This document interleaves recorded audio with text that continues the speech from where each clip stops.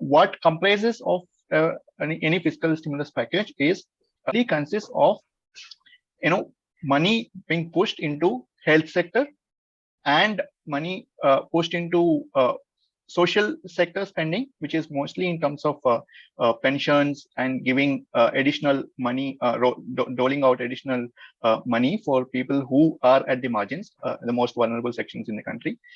See, on the contrary, UK had actually gone for another policy, which is to kind of give half the salaries, which India did not go, right? UK was protecting the salaries of people who have been unemployed during the lockdown period and so on.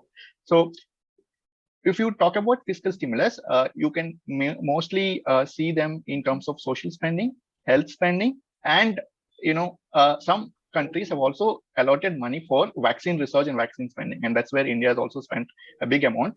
So these are the main areas where fiscal stimulus has been rolled out across the countries, and that varied across countries again because of the kind of development trajectory these countries have been having. Say, for instance, if you look at US, they spent about 22% of their GDP on fiscal stimulus, mostly on social sector spending. Particularly, they spent quite a lot on the vaccine research.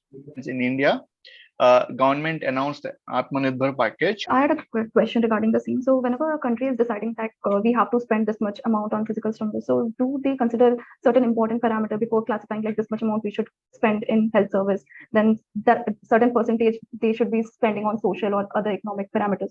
So is there any parameters to be considered? See, as far as fiscal stimulus is concerned, there are no guidelines. It is completely up to the government and the ideology or perspective of the government. Right? Okay. But broadly, one could say that how much are they spending is contingent upon how hard they've been hit by the crisis. Okay. If you look at policy relief measures that have not been concomitant with that of advanced countries. Being a developed country, India has constraints in fiscal space, so they cannot implement a very liberal fiscal stimulus packages compared to what the US or France or advanced countries have done, because they have much more revenue.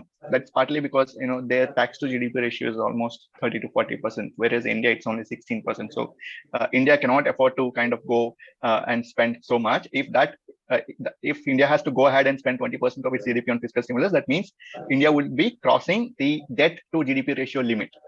You might be following the Sri Lankan crisis; they have overshot the threshold limit. Not only that, government when it thinks of rolling out any packages beyond a particular measure, they also are a little bit worried about the international rating agencies. The moment India stretches its wings and tries to say that I'm going to save the people going out of my way, that would call for increased debt burden. And when there is increased debt burden, that will be giving fiscal stress for the country. And that means the international rating agencies will pour India in the vulnerable set of countries. That will have implications on the investment flows. So these are the criteria broadly they will keep in mind when they are thinking of a fiscal policy. From Keynes theory, we got to know about this physical stimulus, but there are people who were against this Keynes theory. They said if we don't give physical stimulus package, then also economy is enough sufficient that it can recover itself. So what are your thoughts on that? You might have already learned in macroeconomics, there are two approaches to understanding macroeconomics. One is a Keynesian approach, which calls for more active state intervention, and other is a monetarist approach, which calls for least state intervention. Okay. Now, fiscal stimulus during crisis and fiscal stimulus or fiscal policy in the normal times are very, very different. When we are talking about fiscal stimulus, we are talking about crisis-ridden economies, which actually means a steep fall in aggregate demand. Right. Okay. So people do not have money to spend. People do not have money because they lost employment for a sustained period of time. Right. So if governments have not stepped in, then what it could mean is two things. It could mean an increase in inequality in the immediate run, because on the one hand you have more formal people working in the formal sector whose incomes have not been lost, but there are a large majority of them who have lost jobs. Right? That is the informal sector. The size of informal sector in India is 90%. So especially for countries like India, developing countries, state action would mean so much in terms of safeguarding the aggregate demand, also the protecting the people's basic minimum consumption. The argument that suppose state had not intervened, what would have happened, right?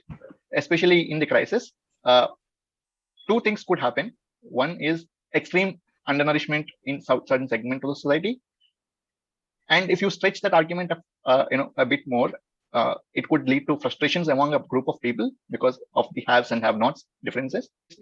I'm personally a person who would stand with Keynes during the crisis. Yes. Plus, the government would have lost elections market also. alone can. So, so I did not bring in the political economy perspective. I just, kept it, without politics. But yeah, as you rightly said it, government would lose its elections. Yes.